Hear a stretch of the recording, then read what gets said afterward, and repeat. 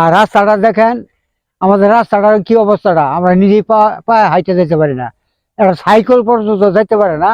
আমাদের এই রাস্তার কন্ডিশন দেখেন কি অবস্থাটা হয়ে গেছে।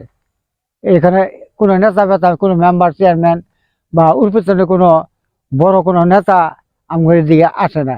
ইলেকশন যখন আসে তখন আমাদের দিকে একটু খোঁজ খবর নেয়। এইবারে নির্বাচনে আমরা ভালো আমাদের রাস্তাঘাট যারা কাজ করব ভালো, আর আমাদের দেশের যারা ভালো খেদমত করব, দেখাশোনা করব, তাদের জন্য আমরা খুশি থাকবো বা হেরেই আমরা ভোট দেবো।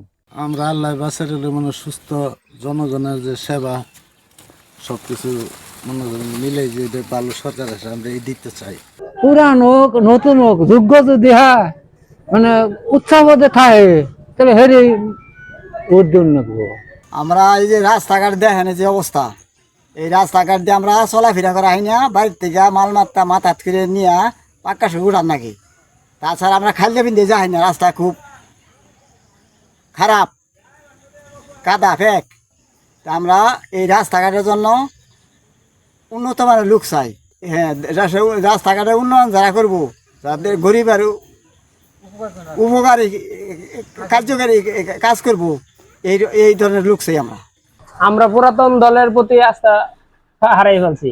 এখন আমরা নতুন কোন দল চাইতেছি যে দেশে আসুক, এবং পুরাতন যারা এরা যে নৈরাজ্য এবং স্বৈরাচারী করছে এটা আমরা চাইতেছি না।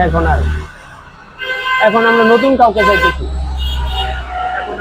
নতুনদের প্রতি আমরা একবার আস্থা রাখতে পারি, এরকম চিন্তাধারা আমাদের মাঝখান থেকে আসতেছে।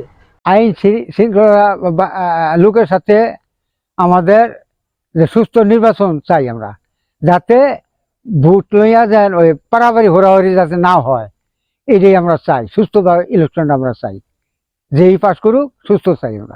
প্রথম কথা হলো যে নির্বাচনটা করতে গেলে নির্বাচন কমিশনের অধীনে সকল আইন শৃঙ্খলা বাহিনী থাকে। সুষ্ঠু নির্বাচন করতে গেলে সবগুলি আইন শৃঙ্খলা বাহিনীর কাছে সেই ধরনের নিয়ন্ত্রণ থাকতে হবে জনগণ যাতে বা সন্ত্রাসী যাতে কোনোভাবে ভোটে কোনো ধরনের ট্যাম্পারিং করতে না পারে।